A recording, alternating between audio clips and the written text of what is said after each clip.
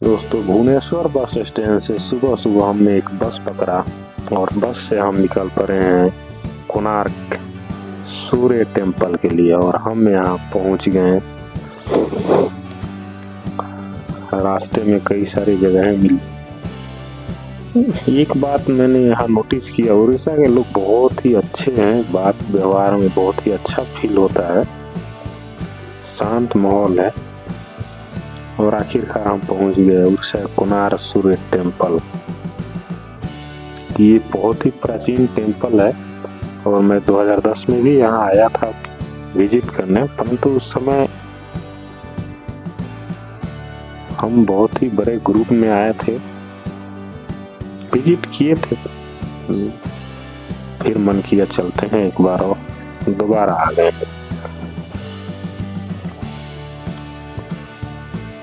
ये उड़ीसा का कोणार्क सूर्य टेम्पल भी बहुत ही प्राचीन टेम्पल्स में से एक है और यहाँ की कलाकृतियाँ खासकर श्रद्धालुओं को, लोगों को बहुत ही आकर्षित करती हैं। कई चीजें यहाँ देखने योग्य हैं दोस्तों। अगर आप यहाँ आते हैं तो सिर्फ फोटो खींचने के लिए नहीं, सिर्फ घूमने के लिए नहीं, बल्कि इस मंदिर के आसपास चारों तरफ अंदर बाहर उसके मंदिर के दीवारों पे कुरेदे गए कलाकृतियों को देखें।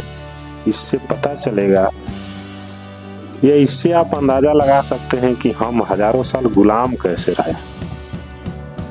आखिर ऐसा क्या कारण रहा हो और क्या ऐसी समस्याएं उत्पन्न हुई सामाजिक तौर पे जिसके कारण हम गुलाम हो गए।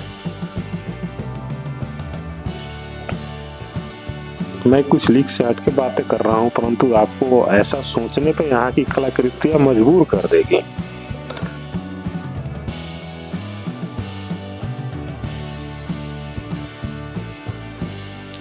आप यहाँ की कलाकृतियां देखें, जब खुद आकर देखेंगे तो आपको बहुत ही आनंदमय फील होगा। यहाँ पे एक अजीब सी शांति यहाँ मिलती है, भीड़ होने के बावजूद। बहुत ज्यादा भीड़ रहता है यहाँ पे, मैंने देखा। मैं 2010 में भी आया था, तब भी यहाँ बहुत भीड़ था। मैं अभी भी आया तो भी बहुत भीड़ है। भीड़ के बावजूद यहाँ बहुत ही शांति सा फीलिंग होता है और अच्छा लगता है। और एक प्राचीन मंदिर है तो यहाँ फोटो खिंचाने के लिए तो सभी लोग आए हैं, तो फोटो खींचेंगे ही, अपनी एक यादगार मेमोरी को सेव करके अपनी लाइफ में रखना जरूर चाहेंगे और रखना भी चाहिए। यहाँ आने के लिए आपको उड़ीसा की राजधानी भुवनेश्वर या प्रसिद्ध स्थल पुरी, दोनों में से कहीं भी पहले पहुंच जाना है। पुरी आपके लिए ज़्यादा बेहतर होगा क्योंकि वहां से बस से सिर्फ 1 घंटे का यात्रा होगी और भुवनेश्वर से बस से लगभग 2 घंटे की यात्रा होगी। दोनों जगह से आपको बस स्टैंड से बस इजीली मिल जाती है। कलाकृतियाँ जो आपको मंत्रमुग्ध कर देगी, सोचने पर विवश कर देगी। गलत और सही की पहचान करने पर आपको सोचना पड़ेगा क्या गलत है क्या सही है। अगर यहाँ की कलाकृतियाँ गलत है तो फिर आप सही हैं। आज का जमाना सही है। आज के जमाने में जब हम हजारों साल गुलाम रहे तो गुलामी भी सही है। और अगर यहाँ की कलाकृतियाँ सही है तो हमारी गुलामी जो थी वो गलत थी और शायद ये मानसिक अवस्था ही थी जिसके कारण हम गुलाम रहे हजारों साल तक। कई सारे चीजें हैं दोस्तों इसमें समझने योग्य है। इसीलिए मेरा मानना है, पहले जानो फिर मानो, क्योंकि मान्यताएं तो संसार में करोड़ों में है, अरबों में है, हजारों में है। क्या बोल सकते हैं बोलने को तो ये भी बोल सकते हैं, हर मस्तिष्क के अंदर अलग अलग मान्यताएं हैं।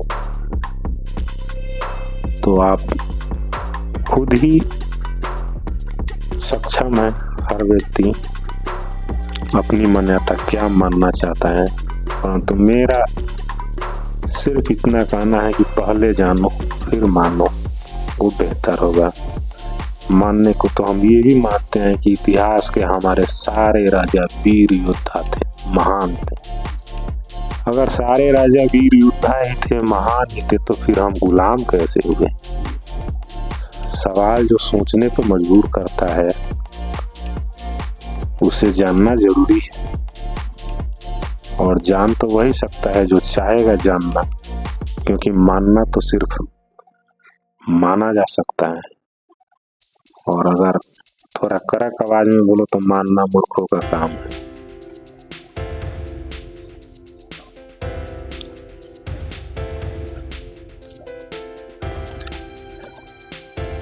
यहाँ से विजिट करने के बाद हमारा अगला प्लान है, यहाँ जस्ट 2 किलोमीटर दूरी पे चंद्रभागा बीच है, तो हम अभी निकलते हैं चंद्रभागा बीच के लिए।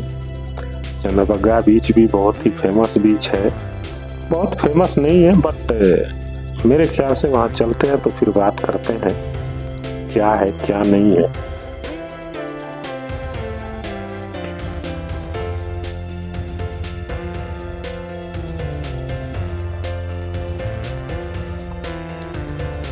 उड़ीसा गवर्नमेंट ने यहाँ अच्छा डेवलपमेंट का काम किया है, इसके लिए तारीफ करनी होगी।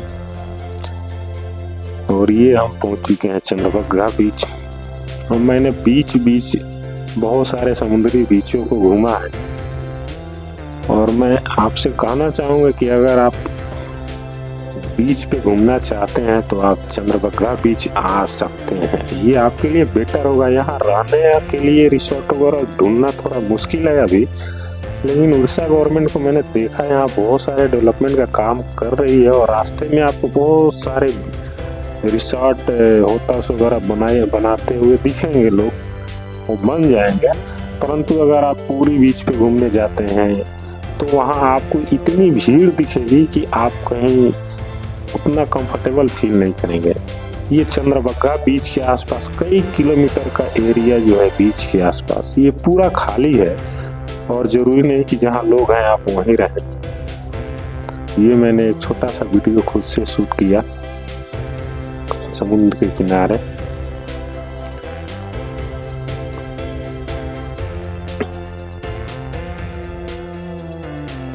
चलते हैं पुरी जगन्नाथ मंदिर।